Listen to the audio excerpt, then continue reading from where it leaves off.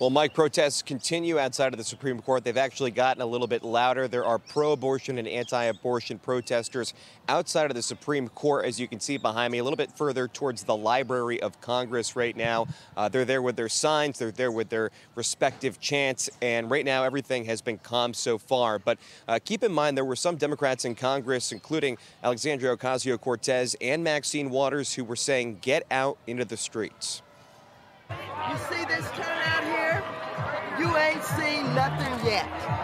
Women are going to control their bodies no matter how they try and stop us.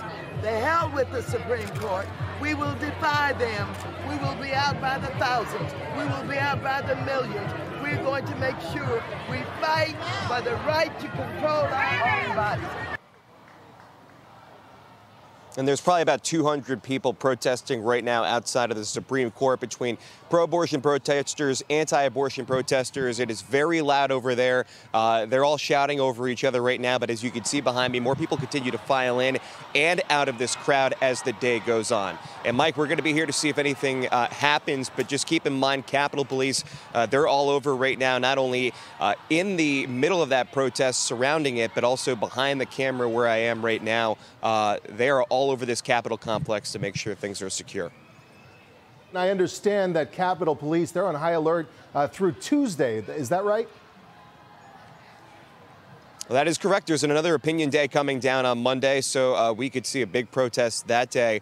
But keep in mind, there's still that 8-foot fence surrounding the Supreme Court, so they're keeping it as fortified as they can. But, you know, as we've seen with these things, Mike, we're going to see a lot of people out here today. Obviously, the nature of the demonstrations changes once it's nightfall. So for now, things are calm, really just a shouting match, and we'll give you an update if anything changes.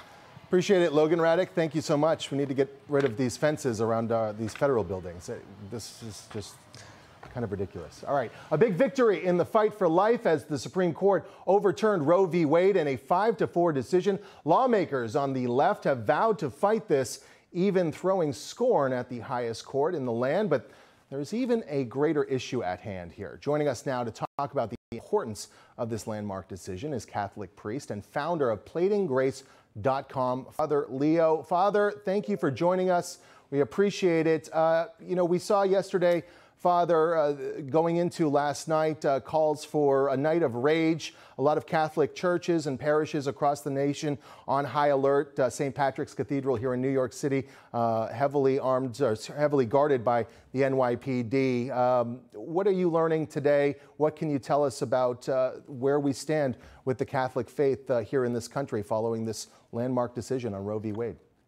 This landmark decision certainly highlighted the two different approaches that these two different polarizing groups kind of approach life with. So for us, with all due respect, your former correspondent, he said anti-abortion. That is true, but we are more known as being pro-life. There's a very big difference because the fact is people can still choose to kill their own child. And so when you take a look at these two polarizing groups, one will respond peacefully and respectfully wherever the pro-life march has been. We've always left those cities clean and financially well benefited. Wherever the pro-abortion, the pro-murder of a child groups have convened, they've left death, they've destruction, the whole cancel culture. Eventually, they're even canceling themselves. And so for us as a pro-life group, we always respond to, number one, protecting life peacefully and prayerfully and without the vulgarity. Secondly, we approach it with practicality. We've always done things to help women in need, and we've done it in every part of the world where, unfortunately, Planned Parenthood has always set up in impoverished areas, effectively hurting and annihilating a large portion of the Black culture. And then also we approach this with education because, unfortunately, the anti-life, pro-murder of a child group, they don't have science or medicine or biology on their side. So that's how we approach things in the Catholic Church. Speaking of approaching things in the Catholic Church, Father Leo, Nancy Pelosi and the President Joe Biden, call themselves Catholic. At the same time, they decried yesterday's decision. They are pro-abortion Catholics. Is there such a thing? Well, they identify as being a Catholic, but we already know that people identify in very confused ways. And so the reality is you can call yourself one thing, but you're not necessarily that thing. If you're born a Catholic, if you've been baptized and raised as a Catholic, but practice something else, then you're not necessarily a Catholic anymore. And so this self-identifying, it really is part of the confusion that we have to admit. The abortion industry collaborates with evil. This is what evil does. It confuses people, beginning in their mind. Father, in recent years, over the last few decades, really, we've seen kind of a crisis of faith here in this country. Folks choosing to not believe in any kind of religion, let alone Catholicism. What does yesterday's decision do for not only the Catholic faith, but those who would say that having a spiritual guide to your life is an important thing, and having a set of guidelines to set your life by can only help the greater good? The word religion, it's interesting. It comes from two either etymologies, relegare, which means to give something up. So if you're part of a religious group, you give up certain things, like whether it be charity and time and your prayers, we're giving those up. As far as religere, which also means to be bound together. So a religious fan of something, they're bound to that which they find attractive and important. So the word religion in itself really speaks to the heart of this culture divide. If you are religious to the true faith, you're going to want to protect life. If you are religious to evil organizations, you're going to want to destroy life, even in its most vulnerable state, in the mother's womb, or at the nursing home, or yes, even at the border. And so what we have to do is make sure people understand what they are religious to. And what we have to do is be religious to the one true God, the one true God. I would love to see these protest groups march in front of a Jewish synagogue or even a Muslim temple, for example, a mosque. We would love to see them railing against them.